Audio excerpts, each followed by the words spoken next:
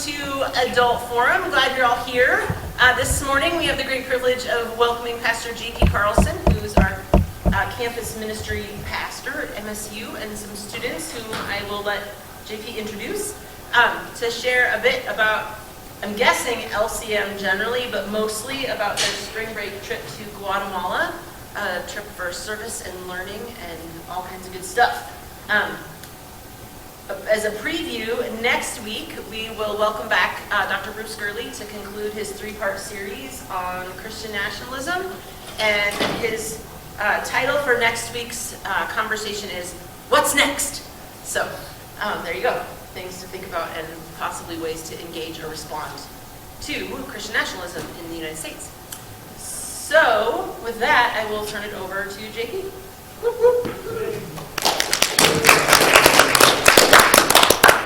Well, thank you very much for coming this morning.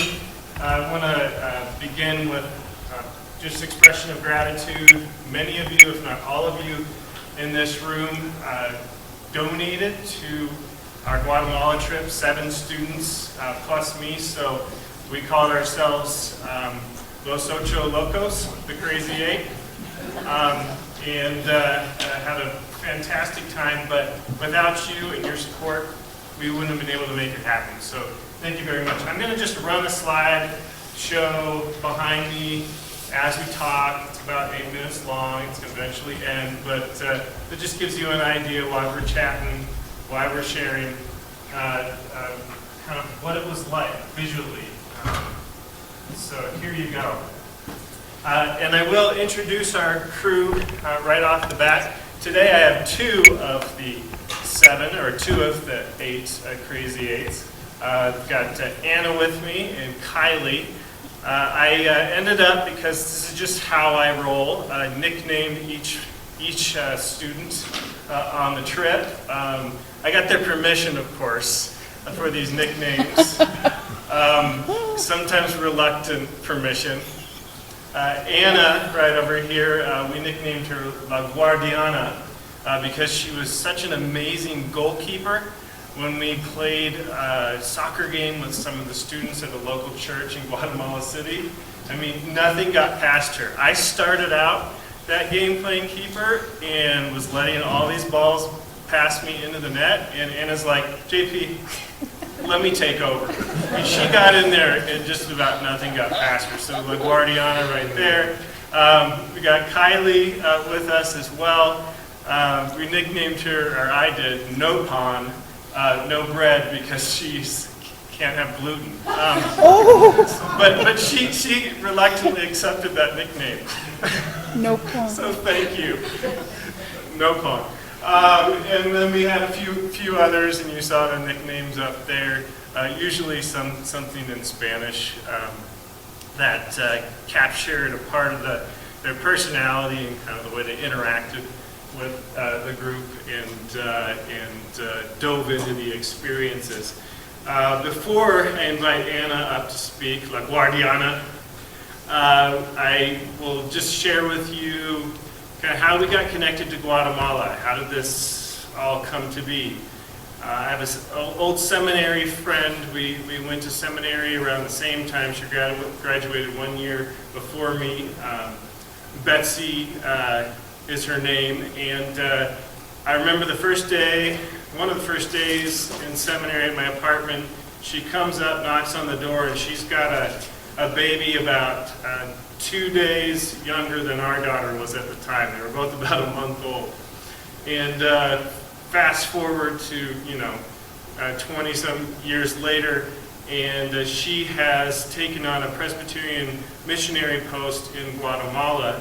And I'd heard about her work and just struck up a conversation with her, explored it, and we got connected to her organization called CtK, which is a bunch of letters put together that stand for a bunch of Spanish words that I don't really know what they are, but it's the Protestant Center for Pastoral Studies is essentially it. And what CtK does, they're all about an accompaniment ministry. So they are finding organizations, some Christian, some not, some religious, some not, that they think are doing really transformative work in Guatemala in several different communities.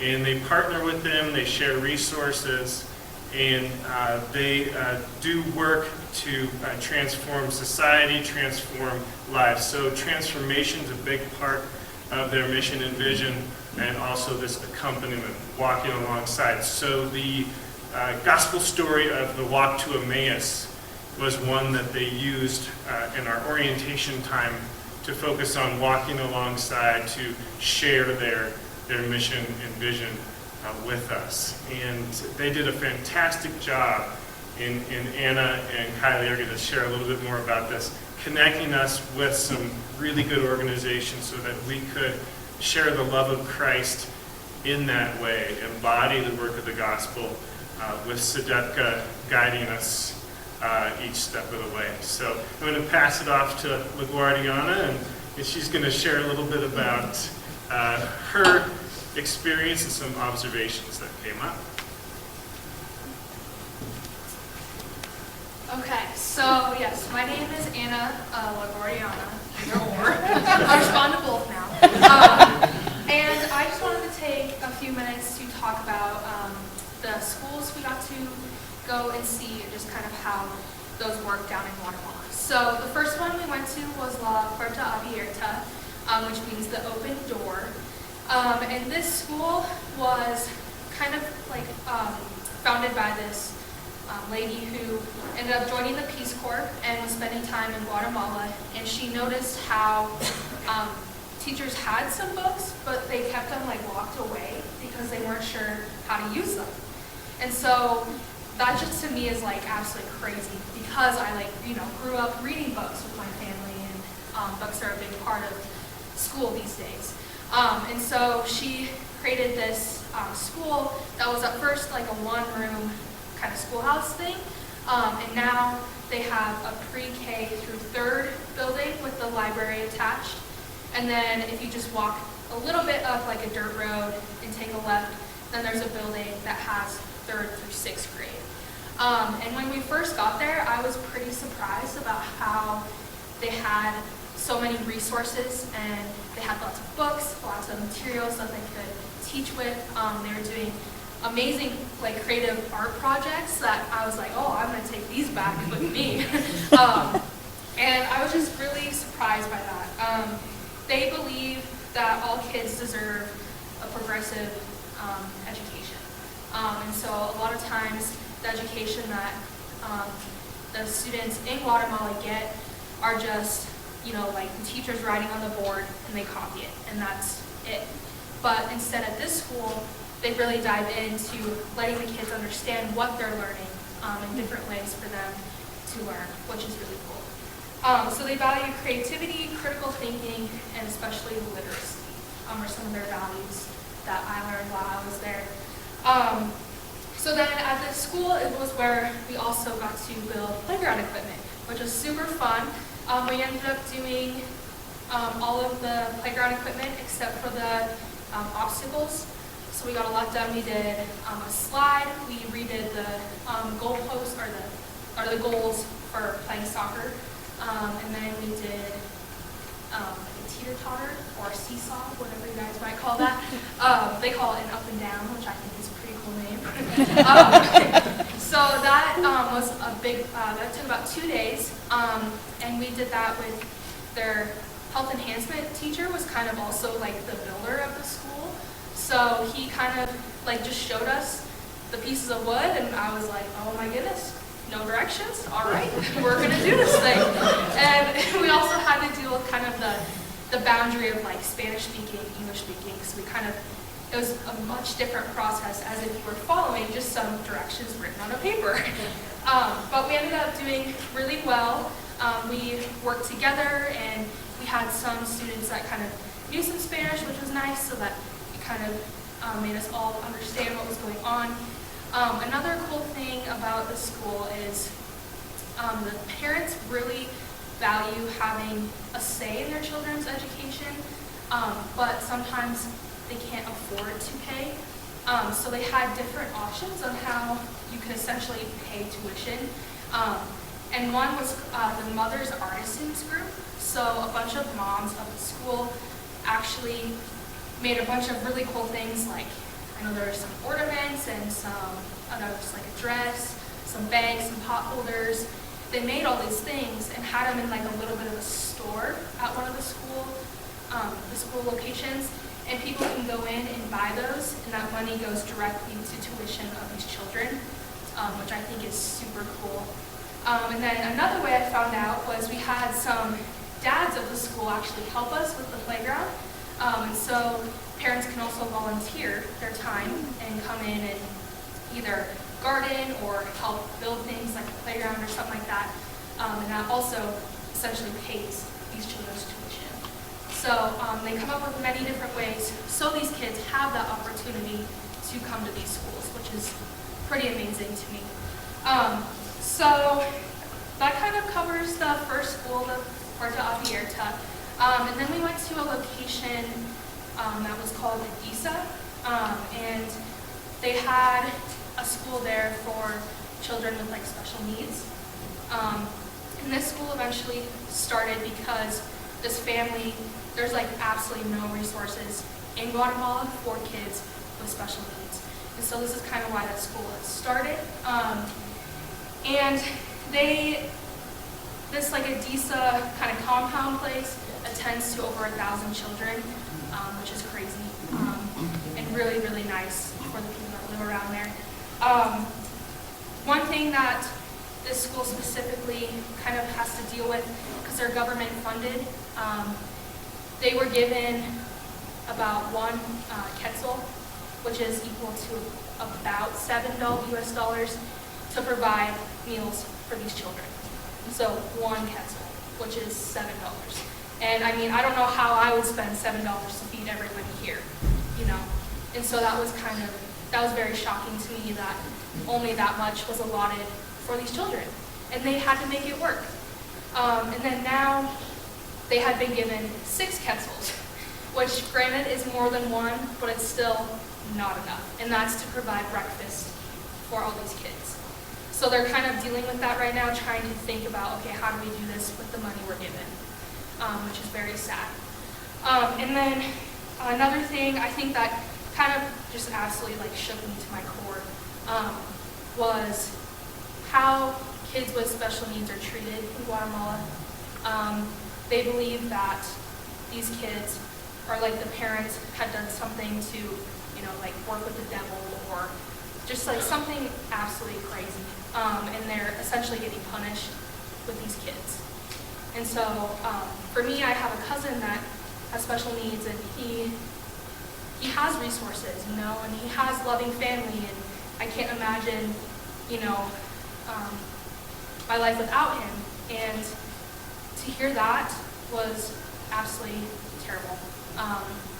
And the guy that was kind of showing us around kind of told us a story about how he's trying to work with his family that kind of hides their child with special needs.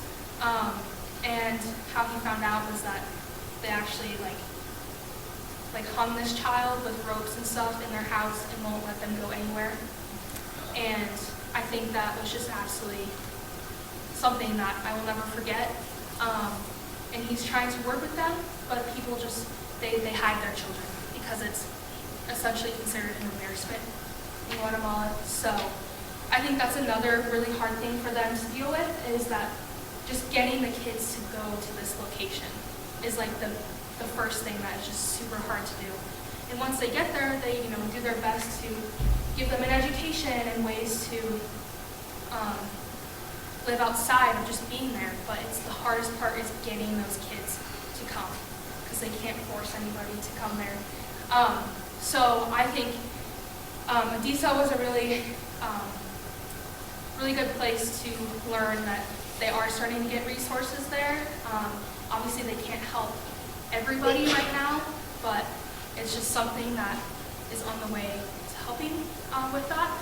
And so, yeah, I think, especially as like being a future educator and seeing these different school environments, and just the ways that it's so much different from here in Guatemala, was something that was really eye-opening, and I probably will not forget. So, yeah.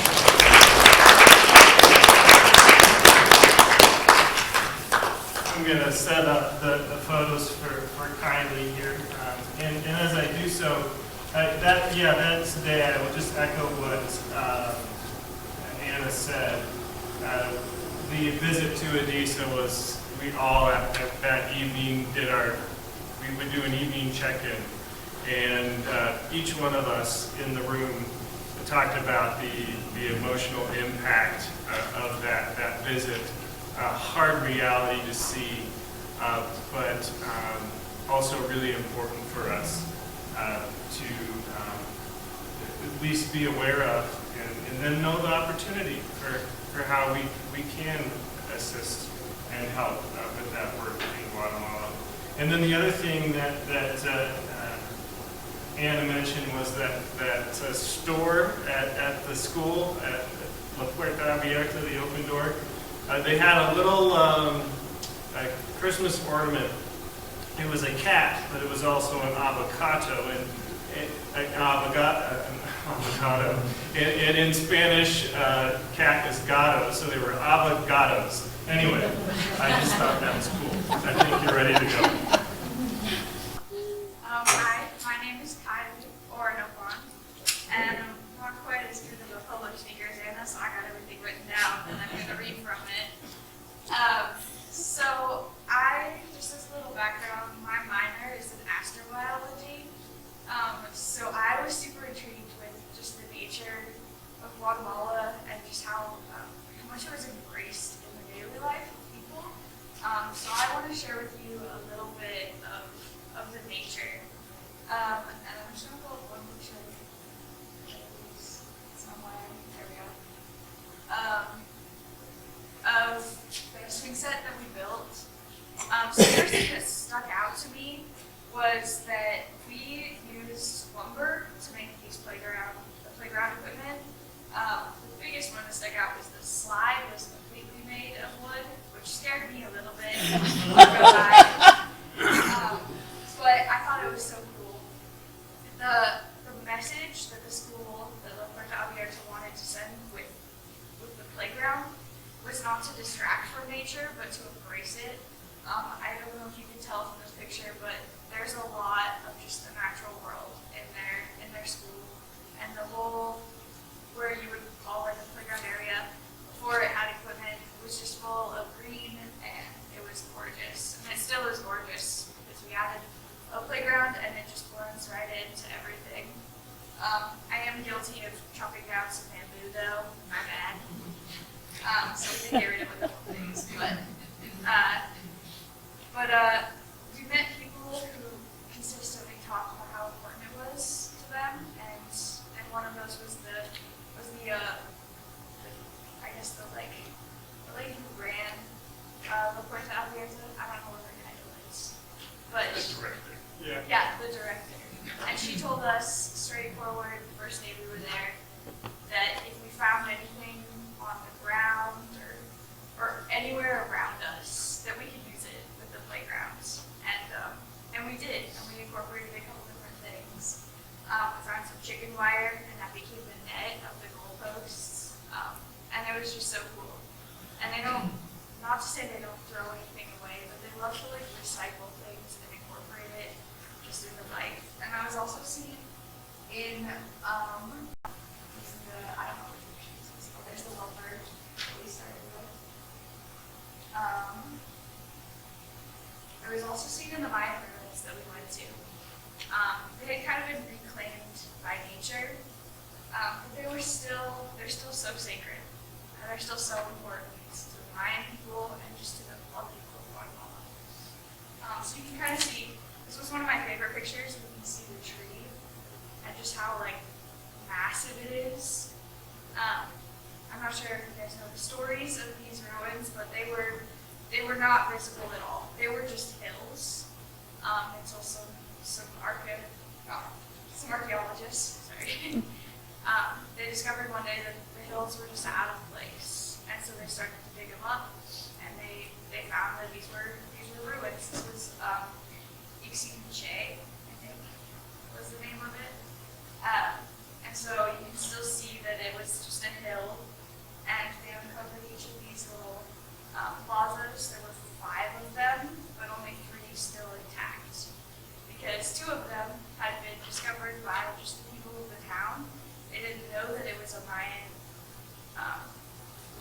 like spiritual place. They didn't know that it was future ruins.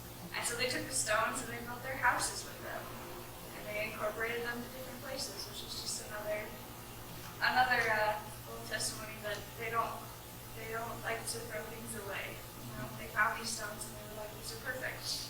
I'll build my house out of them, or I'll add them to my house. So there's only 3 left of these ruins that we went to go see. And we could see the fields where the other 2 used to be, and you could kind of see the structure where they had the plaza and like the home of the royals. But most of the structure was gone. So then we also got to experience a Mayan ritual, kind of. We didn't really get to experience it, we got to see it. We didn't want to interrupt it, so we just kind of peeked on them a little bit, and then we left them alone, because we were kind of a rowdy bunch, so we left them. And we got to see that before they went down, behind this stone structure, that they had a small ritual where they burned grass and flowers and sticks and some other things. I'm not totally sure. But this was what we saw that was remaining. And then I also have a picture of. Let me just pull up all of the pictures. There we go. This is what we saw where they had previously burned the things and done their ritual. And it was just so cool to me that they gave back to nature. So charcoal is a part of like a huge cycle where it goes back into the earth and it like renews the soil, you know. And so that's kind of what they were doing. They were going back to this cycle of nature. They've got the grass and the flowers, and they burn it, and this charcoal goes back into the ground and it helps the soil regrow again. I just thought that was so cool. And it was so interesting. Yeah. So I have one other thing that I want to share. I could go on about a bunch of other stuff, but Anna covered all the big things. So we met, we had 2 guides with us, Alvita and Daniela, and they worked with CtK. And Alvita was our translator, and she helped us survive in Guatemala, because otherwise I don't know how far we would have made it. And Daniela organized pretty much everything we did. She's our age. She got along with every single one of us so well, and she basically just became another student. She's a student at the university in Guatemala City, so she just blended right in, but she spoke absolutely no English. We taught her a couple words, and we really slowly taught her a few things, and I know that I've kept in touch with her since Guatemala, and I text her all the time. And every once in a while, we both get really confused. We're like, that word does not translate over. I don't even know what name to use. But I asked her, because I knew I was going to do this little talk, and I knew I wanted to share some of the impact that nature has on life in Guatemala. And I didn't really know how to convey that. So I asked her, and she gave me this beautiful statement that I want to read for you guys. And it's all in Spanish, so I translated it, and some of the meaning kind of gets lost, which is sad, but I'll read it to you in English. So this is what Daniela said about nature. I asked her like what she thought of nature and how it related to life, I guess. And she says, in my life, nature is something very special and beneficial. I grew up surrounded by trees and green grass, breathing fresh air, and that helps us maintain our physical and mental health. It's a space where you can release your emotions, and being surrounded by nature makes you feel strong and relaxed at the same time. Connecting with nature from a young age has helped me to improve my personal relationships, and it's made me more humble and more kind. And I felt that conveyed everything I was attempting to cover so quickly.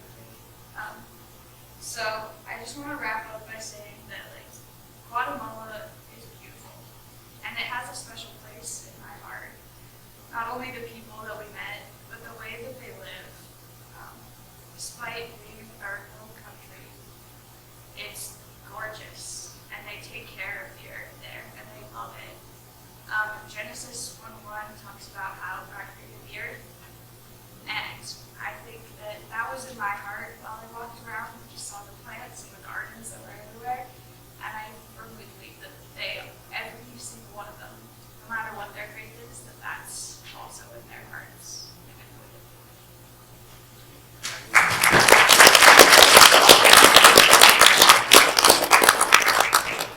You are a good speaker, by the way. Yes. Daniela was our logistical coordinator, and her favorite word was vamos. Because we were all, doing what we were doing, rowdy bunch, and she's like, we got to get on to the next thing. Stay on this itinerary. Vamos. Beautiful experiences when it comes to nature. I'm going to run with the other slideshow through again. And then the last bit that I want to share is just to talk about the very denominations that we were able to interact with, and then and talk a little bit more about sort of the religious, spiritual aspect of the trip. And then I want to open it up to, with the time left, to some Q&A. So if you have some questions that you've been holding on to, you'll get a chance to ask there. So, like I said, with CtK, it is an ecumenical organization, ecumenical in that, different Christian denominations. Of course, they connected us to experiences that taught us about Mayan spirituality. We got to hear from an expert in Mayan spirituality, so that was really, really fascinating. A guy who's written several books. Some of us in the room were like, "Woo, this is great." Others were like, "Woo, that went over my head." But that was a really lovely experience. But when it comes to Guatemala, the religious landscape there, super Christian, and all sorts of different types of Christians, predominantly Catholic. So in terms of our experience of different denominations, when we were in Guatemala City, we got to visit with some folks from a Pentecostal church, and that was the youth group we played soccer with. I had a longer conversation with one of the leaders in the Pentecostal church there in Guatemala City, and he talked about the changes that have been taking place.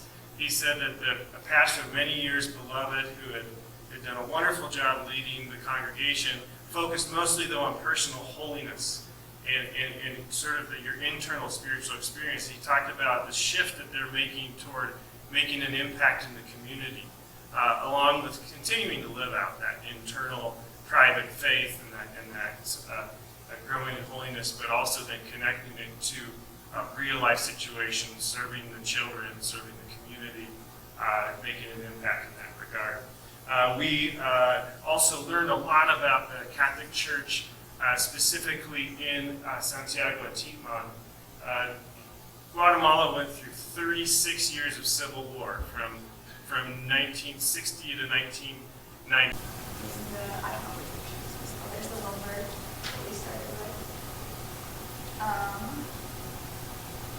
It was also seen in the Mayan ruins that we went to. They had kind of been reclaimed by nature, but they're still so sacred, and they're still so important to the Mayan people and just to all the people of Guatemala.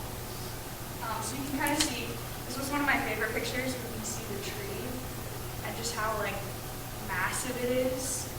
I'm not sure if you guys know the stories of these ruins, but they were not visible at all. They were just hills until some archaeologists, they discovered one day that the hills were just out of place, and so they started to dig them up, and they found that these were ruins. This was CtK, I think was the name of it. And so you can still see that it was just a hill, and they uncovered each of these little plazas. There were 5 of them, but only 3 still intact, because 2 of them had been discovered by just the people of the town. They didn't know that it was a Mayan spiritual place. They didn't know that it was future ruins. And so they took the stones and they built their houses with them. And they incorporated them to different places, which is just another little testimony that they don't like to throw things away. You know, they found these stones and they were like, these are perfect. I'll build my house out of them, or I'll add them to my house. So there's only 3 left of these ruins that we went to go see, and we could see the fields where the other 2 used to be, and you could kind of see the structure where they had the plaza and like the home of the royals, but most of the structure was gone. So then we also got to experience a Mayan ritual, kind of. We didn't really get to experience, but we got to see it. We didn't want to interrupt it, so we just kind of peeked on them a little bit, and then we left them alone because we were kind of a ratty bunch, so we left them. And we got to see that before they went down behind this stone structure, that they had a small ritual where they burned grass and flowers and sticks and some other things. I'm not totally sure. But this was what we saw that was remaining. And then I also have a picture of. Let me just pull up all of the pictures. There we go. This is what we saw where they had previously burned the things and done their ritual. And it was just so cool to me that they gave back to nature. So charcoal is a part of like a huge cycle where it goes back into the earth and it like renews the soil, you know. And so that's kind of what they were doing. They were going back to this cycle of nature. They've got the grass and the flowers, and they burn it, and this charcoal goes back into the ground and it helps the soil regrow again. And I just thought that was so cool. And it was so interesting. Yeah. So I have one other thing that I want to share. I could go on about a bunch of other stuff, but Anna covered all the big things. So we met, we had 2 guides with us, Albita and Daniela, and they worked with CtK. And Albita was our translator, and she helped us survive in Guatemala, because otherwise I don't know how far we would have made it. And Daniela organized pretty much everything we did. She's our age. She got along with every single one of us so well, and she basically just became another student. She's a student at the university in Guatemala City, so she just blended right in, but she spoke absolutely no English. We taught her a couple words, and we like slowly taught her a few things, and I know that I've kept in touch with her since Guatemala, and I text her all the time. And every once in a while, we both get really confused. We're like, that word does not translate over. I have no idea what you just said. But I asked her, because I knew I was going to do this little talk, and I knew I wanted to share some of the impact that nature has on life in Guatemala. And I didn't really know how to convey that. So I asked her, and she gave me this beautiful statement that I want to read for you guys. And it's all in Spanish, so I translated it, and some of the meaning kind of gets lost, which is sad, but I'll read it to you in English. So this is what Daniela said about nature. I asked her like what she thought of nature and how it related to life, I guess. And she says, in my life, nature is something very special and beneficial. I grew up surrounded by trees and green grass, breathing fresh air, and that helps us maintain our physical and mental health. It's a space where you can release your emotions, and being surrounded by nature makes you feel strong and relaxed at the same time. Connecting with nature from a young age has helped me to improve my personal relationships, and it's made me more humble and more kind. And I thought that conveyed everything I was attempting to cover so quickly. So I just want to wrap up by saying that like Guatemala is beautiful, and it has a special place in my heart. Not only the people that we met, but the way that they live. Despite being a third world country, it's gorgeous, and they take care of the earth there, and they love it. Genesis 1:1 talks about how God created the earth, and I think that was in my heart while I walked around friends that were everywhere, and I firmly believe that every single one of them, no matter what their faith is, that's also in their hearts.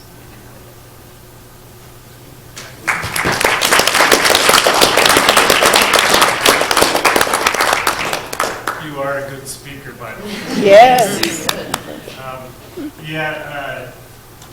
Daniela was our logistical coordinator, and her favorite word was vamos, because we were all, doing what we were doing, rowdy bunch, and she's like, we got to get on to the next thing, stay on this itinerary, vamos. Beautiful experiences when it comes to nature. I'm going to run with the other slideshow through again. And then the last bit that I want to share is just to talk about the varied denominations that we were able to interact with, and talk a little bit more about sort of the religious, spiritual aspect of the trip. And then I want to open it up to, with the time left, to some Q&A. So if you have some questions that you've been holding on to, you'll get a chance to ask there. So, like I said, with CtK, it is an ecumenical organization, ecumenical in that, different Christian denominations. Of course, they connected us to experiences that taught us about Mayan spirituality. We got to hear from an expert in Mayan spirituality, so that was really, really fascinating. A guy who's written several books. Some of us in the room were like, woo, this is great. Others were like, woo, that went over my head. But that was a really lovely experience. But when it comes to Guatemala, the religious landscape there, super Christian, and all sorts of different types of Christians, predominantly Catholic. So in terms of our experience of different denominations, when we were in Guatemala City, we got to visit with some folks from a Pentecostal church, and that was the youth group we played soccer with. I had a longer conversation with one of the leaders in the Pentecostal church there in Guatemala City, and he talked about the changes that have been taking place. He said that a pastor of many years, beloved, who had done a wonderful job leading the congregation, focused mostly though on personal holiness and sort of your internal spiritual experience. He talked about the shift that they're making toward making an impact in the community, along with continuing to live out that internal private faith and that growing in holiness, but also then connecting it to real life situations, serving the children, serving the community, making an impact in that regard. We also learned a lot about the Catholic Church, specifically in Santiago Atitlan. Guatemala went through 36 years of civil war from 1960 to 1996. And in the early 80s in Santiago Atitlan, the place that we spent most time doing our work and kind of traveling around and whatnot, there was all sorts of persecution of Christians and folks being taken away in the middle of the night. And we read a book about Father Stanley Rother, who had served a community in Santiago Atitlan for several years and who was eventually shot and killed there on the church grounds. And then so we went to a chapel that was made in his honor to commemorate his martyrdom. And so he's very much a part of their history. So that was one of our experiences of the Catholic Church in Guatemala. We also, when we were in Antigua, this is the season of Lent. And sometimes Lindeen will say, every Sunday in Lent's an Easter. And we'll talk about that. Well, they really embrace that in Antigua. So every single Sunday, Catholics all around that community in that area will put on a parade for the entire day. You saw some pictures of it up there. And there are two major floats. One's a float of Mary, and that's carried by women in black. And they take shifts, so you carry it. These things are big and heavy. You carry it for about a block or two. You pass it on to somebody else. And then there was another float of Jesus, even bigger than the one of Mary, and that's carried by men wearing purple robes. And they'll carry it for a block or two. And then in front of them, there are people waving incense, and so you're just all in the air. And then behind, there's a band playing. And this thing is moving like it's alive, this float, because you can't always see the people below. And then they have those beautiful flower creations, floral creations on the street. And one of them, the letters stand for Jesus Sacred Host. But anyway, this is a huge event every Sunday that we got to witness. And then finally, I think for most of us, the most profound experience in terms of just a spiritual impact, emotional connection was the Sunday with the First Presbyterian Church in Antigua. This church is like a church of maybe 10 adults. Their major mission, their sole mission, is to serve the children in the poorest of the poor communities right across the street from where they meet. So what we did, some of those pictures that you saw of us walking around with the kids in the alleyways and whatnot, we went with them, collected all the children, brought them back for Sunday school, fed them a nutritious lunch.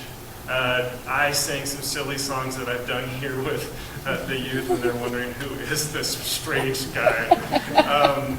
Seriously, I'm not kidding. I'm not just doing the self-deprecating thing. You're like, ugh, he's weird. But we had fun together, at least I hope we did. And then we got to be a part of that worship service. You know, the guy making the face, he was talking about, you might have seen that picture up there. He had a bowl with mud in it. And he was talking about that story of Jesus healing the blind person using the dirt of the saliva and making the mud, and talking about how gross that would be in that moment. But his sermon, I know one of our travelers with us, one of the students, his response to that worship, he was overwhelmed and in tears, and in the sense of really capturing and experiencing the presence of Christ in the midst of this poverty and this struggle. It connected. In their work, I was left with admiration and a sense of reverence for the type of work that they're doing. Not so worried about building up a huge church, but just serving a really impactful need. So Presbyterians, Pentecostals, Catholics, some of us Lutherans in the group, and so on, just a mix of so many different traditions coming together, experiencing the presence of Christ in the work we were doing in our conversations of worship, and so on.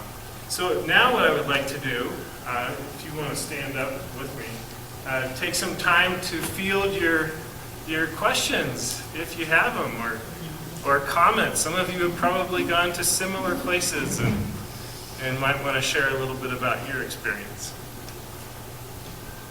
Anna, the school that you talked about with the kids with the special needs, was that a day school? Did they come and go every day, or was it a place that they lived for a while, or? Yeah, so the schools in Guatemala, the kids go from 7 a.m. to 12 a.m. Instead of a full day like we do here, like 8 to 3 or something like that. So they go from 7 to 12 during the day. They don't live there, but it's just a place where they can go, and that people can like gain resources maybe, and just just figure things out. And do they drive? Like, do they all have vehicles that they drive to get children there, or do they walk, or a lot buses? of people in Or Guatemala walk. They just walking, walk wherever yes. they're going. Motorcycles. Yeah, there's a Oh. lot of motorcycles too, which they will literally drive anywhere, like sidewalks. They will find their way through those cars. Or there's like tuk-tuks, like tuk-tuks, and that's where like there are a bunch of just drivers in these like little tiny cars, and they just go throughout the town and pick up people and drop them off and stuff like that. So those are kind of 3 different ways that we saw. And travel by zip line, right? Yeah, travel by zip line. We got to do that. I was wondering about the lack of English speaking, and I was thinking about when we traveled in Africa, it was real interesting because if you wanted to speak English to someone, you just found a kid. You know, all the kids in most of the places we were in Africa were taught English. It seemed like the adults couldn't speak it, and the other people, but the kids did. I think that's probably not true in South America, huh? Yeah, not necessarily. I think one thing that was kind of fun is that like you would talk to the child, and they probably had no clue what you were saying. Yeah. Besides maybe like hello, they kind of knew, but they would just grin, and then you keep talking to them, and their smile would just get bigger, and then you just both were like, okay, we can do this. We probably don't know what anyone's saying, but we're still having a great time. So that's one thing I noticed. Yeah, my best moment with a child is when we were working on the playground and they had a break, their snack break, and this kid I don't know just randomly came up to me and hugged me. That's you don't need language words for that. That was great. Yeah, that's definitely, I've been in Guatemala a couple of times on this. And the teachers down there, they have half-day school, like that. But they teach the kids English, but none of them speak English. Yeah. It's all phonetic, Yeah. so they can read it, and maybe speak it, but they don't know how to pronounce the words, so it's, it's out there. And were you in a big city or? We spent some time in Guatemala City. Yeah, we were out in a place called Bozeman, which is maybe 100 miles outside of there, and it's just really cool. And you can understand why people come try to get into the United States. Water, the women had to carry water everywhere. They walk up the hills, and you talk about nature. When you're carrying water up the hill every day. Yeah, you carry your water to your house, and then you walk up to the hill, and you cut bamboo or leaf logs and all like that, and that's what you use to cook your food with. So it's not as beautiful, but you feel some really bad for it's not. Yeah, we did hear our first day at orientation that there's still quite a few people because, life in Guatemala is, it's not tenable for them in terms of making a living or just even getting by. So we did learn that several are leaving on a monthly basis, making that dangerous trek through Mexico and up into the United States because they don't feel like there's anything for them there. We were in Santiago, Chile, and we went on this tour, and we got back to the bus early, and this the driver, who didn't speak English, Billy decided she was going to try some My best Spanish out. Spanish. And she was getting really pretty good, I thought. And so she thought for a few minutes about exactly how to phrase this, and so she blurted it out to this driver. No response whatsoever. So she thought about it a little bit more, and she said it again, and he turned around and said, "No English." My best Spanish. He didn't want to converse. Also, I think that there are indigenous languages, we blanket them with Spanish in our heads, but maybe they don't speak it. Yeah. But thanks for bringing that up, Kay, because Guatemala, of the Central American countries we learned, has the largest indigenous population. Quite a few Mayans, of different types of Mayans too. It's not just one monolithic group. So yeah. Anyway, go ahead. My question is, at the school you discussed first, do parents pay tuition there, or is it government funded? Which one? The Puerto Vallarta? Yeah, so that's the one with like the Mother's Artisan Group. That's a way that people can pay tuition. Volunteering.